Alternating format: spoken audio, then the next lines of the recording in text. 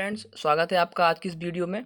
आज हम अपनी इस वीडियो में चर्चा करेंगे कि चीन की दादागिरी को रोकने के लिए अमेरिका अपने सैनिकों को एशिया में तैनात करेगा। जी हाँ, बिल्कुल आपने सही सुना है। ये आज की बहुत बड़ी खबर निकल के आ रही है जो भारत के लिहाज से बहुत ज़्यादा इम्पोर्टेंट है, क्योंकि ऐसे वक्त में जब लगातार चाइना एलएसी पर आपा खोए हुए है, विवाद को खड़ा कर रहा है, बार बार रोज़ झड़प सामने आती है। कभी वो गलवान वैली पहुंच जाता है तो कभी वो जो है वो पांगसो लेक पहुंच जाता है। बहुत जल्दी हो सकता है कि वो हॉट स्प्रिंग एरिया में भी ऐसे ही कुछ वारदात करने की कोशिश करे, क्योंकि उसकी सोच है कि वो कैसे भी करके गलवान घाटी को हासिल कर ले, क्योंकि यहाँ से होकर के उसका जो है बेल्ट एंड रोड इनिशिएटिव गुजरता है, जो उसकी बहुत बड़ी महत्वाकांक्षी परियोजना है, ताकि वो यहाँ से होता हुआ पाकिस्तान बलूचिस्तान से होता हुआ कहाँ यूरोप तक पहुँच जाए। लिहाजा वो किसी भी सूरत में इस गलवान घाटी को लेना चाहता है। यही वजह है वो बार बार यहाँ वहाँ तनाव पैदा करता है, ताकि कैसे भी करके भारत का ध्यान यहाँ से हट जाए।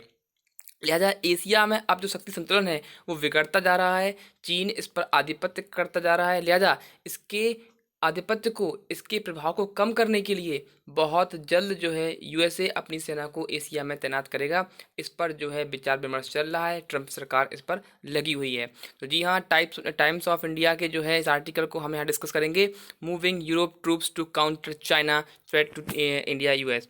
ठीक, तो ये यहाँ बात बहुत अच्छी निकल के आ रही है कि moving Europe troops to counter China threat to India. अब होगा क्या कि जब अमेरिकी सेना यहाँ पर आएगी तो वो चाइना के साथ नहीं बल्कि इंडिया के साथ खड़ी होगी, जिससे भारत को जो नुकसान है, जो चीन की तरफ से खतरा है, वो बहुत कम हो जाएगा। जी हाँ, तो ये भारत के लिहाज से एक सुखद खबर है। ऐसे वक्त में जब युद्ध की संभावनाएं प्रबल होती जा रही हैं, तो ऐसे में अमेरिका का साथ भारत को थोड़ा हिम्मत बढ़ाएगा।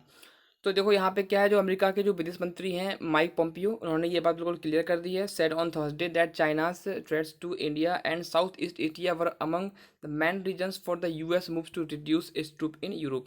अब है क्या कि दक्षिण एशिया में, दक्षिण और पूर्वी एशिया में देखा जाए तो चीन लगातार इस प्रकार की हरकतें कर रहा है। वो न केवल भारत के साथ, नेपाल के साथ भी, बांग्लादेश के साथ भी, और साथ साथ में वो चाहे वो फिलीपींस हो, वियतनाम हो, चाहे जापान हो, हर जगह वो, रूस हो, हर जगह वो अपने दावे ठोकता आ रहा है, क्योंकि उसकी विस्तारवादी नीति उसे ऐसा करने के लिए मजबूर कर रही है। लिहाजा अब ये बहुत आवश्यक हो गया है कि चाइना के इस कदम को रोका जाए। इस कदम को रोकने के लिए अब यूएसए क्या कर रहा है, इंटरफियर करने जा रहा है। अगर ये बात पूरी सच है, ऐसा होता है, तो यह वास्तव में एक मील का पत्थर साबित होगी और एशिया में जो शक्ति संतुलन है वो स्थापित होगा।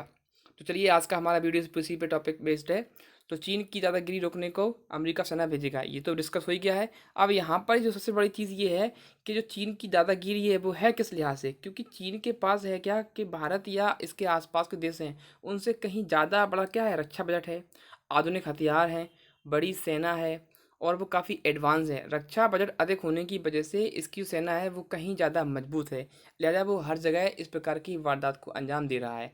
साथ साथ में वह चाहता है कैसे भी करके जो भी राज्य हैं, जो जगह है, वह उसे मिल जाए, ताकि वह अपने व्यापार को वहाँ से गुजारे और बढ़ावा देता जाए।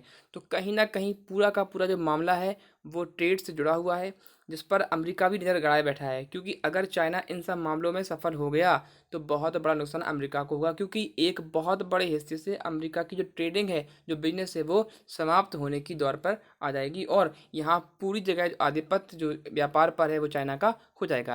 लिहाजा अमेरिका को यहाँ पर इंटरफियर करना करना ही करना है। चीन के बढ़ते सैन्य प्रभाव को कम करने के लिए और एशिया में शक्ति संतुलन के लिए अमेरिका भेजेगा सेना, ये माइक पोम्पियो ने कहा है। तो एक्चुअल है क्या कि अमेरिका यहाँ से दो हित साध रहा है। एक तरफ वो भारत की सहायता करके भारत के साथ अपने संबंधों को गाढ़ा करेगा, तो वहीं दूसरी तरफ एशिया में जो लगातार चीन का जो जलवा है वो बढ़ता जा रहा है। लिहाजा अमेरिका को इस बात की फिक्र है कि ऐसा ना हो कि आने वाले वक्त में वह अमेरिका को पीछे छोड़ के ऊपर उठ जाए, क्योंकि कोरोना वायरस के बाद से जहाँ दुनिया के तमाम देशों की जो अर्थव्यवस्था हैं वो नीचे जा रही हैं, वहीं चीन की अर्थव्यवस्था लगातार गति पकड़ रही है और ऊपर उठ रही है। अगर इसी प्रकार से चीन की अर्थव्यवस्था आगे बढ़ती रही तो बहुत जल्दी यह खतरा अमेरिका के लिए बन जाएगा। दुनिया में जो अमेरिका की बादशाहत है, हो सकता है उसे भी आगे चल करके चुनौती दी जाए। लिहाजा अमेरिका किसी भी सूरत में नहीं चाहता है कि उसकी बादशाहत को कोई चुनौती दे। लिहाजा वह भारत की हेल्प करके क्या करेगा, चीन को डाउन करेगा, और फिर पाकिस्तान की हेल्प करके होता है वो भारत को भी परेशान करने की कोशिश करे, क्योंकि अमेरिका की ये नीति लगातार रही है। लिहाजा इतना यकीन तो नहीं कर सकते हैं। पर ये अच्छी बात है कि जो चीन का जो बढ़ता सैन्य प्रभाव है इसे कम किया जाएगा। अगर इसे कम कर लिया जाता है तो एशिया में शक्ति संतुलन है वह स्थापित हो जाएगा। अभी रसिया इस बीच में नहीं आ रहा है क्योंकि रसिया का भी आपस में चल रहा है चीन के साथ। रसिया के भी कुछ हिस्से पर चीन अपना दावा ठोकता है कि यह उसका है। तो एक अब देखते हैं कि किस प्रकार से अगर यहाँ पाकिस्तान भी बीच में कूद करके आता है तो फिर क्या त्रिकोणीय या चतुष्कोणीय एंगल बनता है, वो देखना पड़ेगा यहाँ पर। तो माइक पोम्पियो यहाँ पे एग्जाम के लिहाज से एक क्वेश्चन इंपॉर्टेंट ये है, हो सकता है कि हाल ही में सुर्खियों में रहे माइक पोम्पियो कौन है, तो वो कौन है, अमेरिकी विदेश मंत्री हैं। कुछ ऐसा ही क्वेश्चन आ सकता है, या वो पूछ सकते हैं कि अमेरिका के विदेश मंत्री कौन है, माइक पोम्पियो। तो 1 नंबर का क्वेश्चन हमारे कल के यहाँ से आता है। ठीक है, तो इसको आप तैयार कर लीजिए। ठीक है, उसके बाद देखते हैं अब कितने सैनिक अभी भी पहले चरण में स्थापित किए जाएंगे यहाँ पर। तो अब ये है कि अमेरिका जर्मनी से 52,000 सैनिकों में से पहले चरण में 9500 यानी कि 9,500 सैनिकों को एशिया में तैनात करेगा। अभी हाल फिलहाल में अमेरिका के जर्मनी में सैनिक कितने हैं, 52,000 हैं। देखो मैं आपको यहाँ बता दूँ कि अमेरिका के पूरी दुनिया में लगभग जो है 800 सैन्य ठिकाने हैं, जिसमें से 100 से ऊपर तो केवल 20 खाड़ी देशों में ही हैं, एशिया के आसपास के खाड़ी देश जहाँ पर पेट्रोलियम प्रोडक्ट बहुत ज़्यादा निकलता है। ठीक है, ये कुवैत है, ईरान है, इराक है, इस पूरे एरिया में। और आपके जापान है, दक्षिण कोरिया है, फिलीपींस है, इंडोनेशिया है। ठीक है, और अमेरिका के साथ साथ हिंद महासागर में भी कुछ ऐसे एरिया हैं जहाँ पर उसने अपने सेना को तैनात कर रखा है। तो है क्या कि वहाँ से वो पहले चरण में केवल 9,500 सैनिकों को लेकर के आएगा और यहाँ पर क्या करेगा, दक्षिण एशिया में स्थापित करेगा, तैनात कर देगा। उसके बाद बदलते हुए परिदृश्य के साथ ही वो आगे बढ़ेगा। अब ऐसा वो क्यों कर रहा है, ताकि पीएलए पीपल लिबरेशन आर्मी का मुकाबला किया जा सके। देखो यहाँ पे मैं एक बहुत अच्छी सी बात बता दूंगा आपको, जो पीएलए है वो चाइना की क्या है, आर्मी है।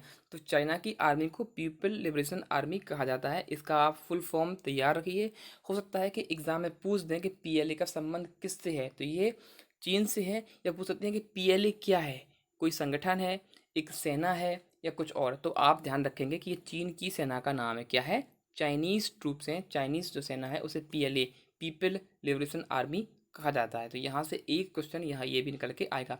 देखिए जो भी हम पढ़ेंगे परिदृश्य वह हम अपने एग्जाम के लिहाज से पढ़ेंगे, क्योंकि अंतर्राष्ट्रीय स्तर पर क्या है वो सरकारों का काम है।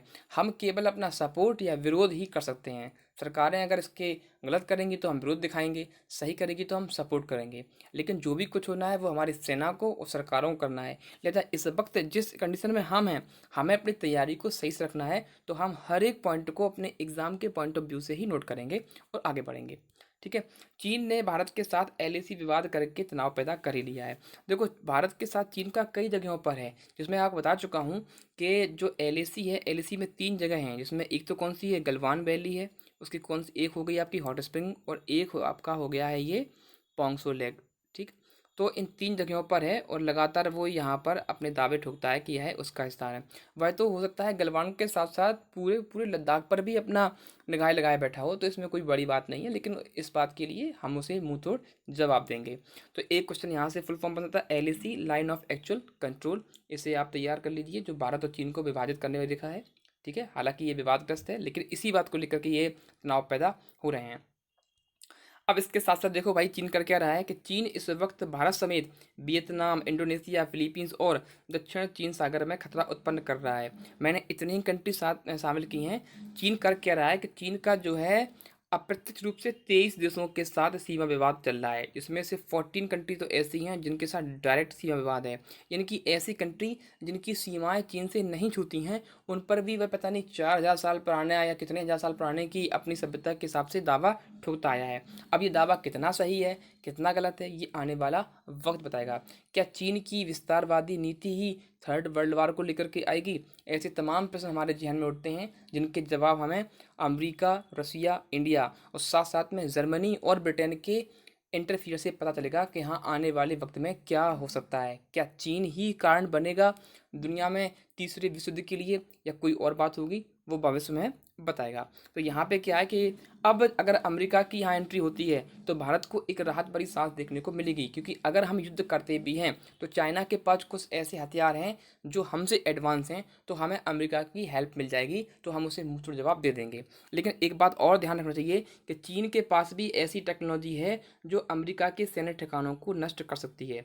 एशिया में जो 20 खाड़ी देश हैं, उनमें से जो 100 से ऊपर जो सैन्य ठिकाने हैं उनके साथ साथ भी चीन की जो पहुंच है वो यूरोप के सैन्य ठिकानों तक भी है, मैं आपको बता दूं, क्योंकि अमेरिका के पूरी दुनिया में 800 से अधिक हैं। ठीक है, तो चाइना के पास इंटर बैलिस्टिक जो मिसाइल्स हैं वो लगभग 6 से 8 हज़ार किलोमीटर की दूरी तय करके वहाँ मार कर सकती हैं। तो ये अमेरिका को थोड़ा सोचना होगा। अब चीन की है क्या कि ये जो भी कुछ कर रहा है वो केवल एक ही वजह है, वो क्या है, उसकी साम्राज्यवादी नीति, विस्तारवादी नीति, और जो उसका मुख्य कारण है उसके व्यापार पर एकाधिपत्य करने का उसका जो फैसला है उसकी वजह से। अमेरिका प्रारंभ में सेना को कहाँ, अभी देखो ये क्वेश्चन यहाँ से निकल के आएगा कि अमेरिका प्रारंभ में सेना को हिंद महासागर के डियो गार्सिया पर तैनात करेगा। ठीक, तो ये एक द्वीप है जो कोरल से बना हुआ है और जिस पर इस वक्त जो आधिपत्य है, इनके जो स्वामी हैं वो यूके है, यूनाइटेड किंगडम यानी कि ब्रिटेन है। और ये कहाँ पे है, हिंद महासागर में स्थित है। ठीक, तो यहाँ पर अमेरिका का एक सैन्य ठिकाना है जहाँ पर ये शुरुआत में अपने ये 9,500 सैनिकों को क्या करेगा, तैनात करेगा। और हो सकता है कि युद्ध के समय यहाँ से ये ऑपरेशन को अंजाम दें, क्योंकि इस द्वीप पर जो है वो अपने लड़ाकू विमानों को उतारेगा, अपनी सेना को उतारेगा, द्वीप के आसपास अपने जो विमान वाहक पोत हैं या अपने जो युद्ध पोत हैं उन्हें लेकर के आएगा। साथ साथ में ईरान में तो हैं ही, इराक में भी उसके सैन्य ठिकाने हैं तो वहाँ से भी दबाव डालेगा, पाकिस्तान में भी उसने बना रखे हैं अपने। ठीक, और अमेरिका चाहता है कि भारत भी जो है लद्दाख के एक किसी एरिया को हमें सौंप दे ताकि वो वहाँ पर सैन्य ठिकाना बना करके चाइना पर निगरानी कर सके। ऐसा अमेरिका के सीनेट ने भारत से मांग की थी। अब देखो भारत इस पर क्या जवाब देता है। क्या पूरी तरीके से ऐसा कोई सैन्य ठिकाना बनाया जाएगा ताकि चीन की बढ़ती प्रभाव को हम कर सकें? मेरे लिहाज से तो भारत को ऐसा कर देना चाहिए ताकि चीन को तो हम डाउन कर ही पाएंगे, साथ साथ में पाकिस्तान को भी हम दबाए रखेंगे। हालांकि तो उसकी कोई हैसियत है नहीं पाकिस्तान की, फिर भी जो है दुश्मन को कभी कमज़ोर नहीं मानना चाहिए।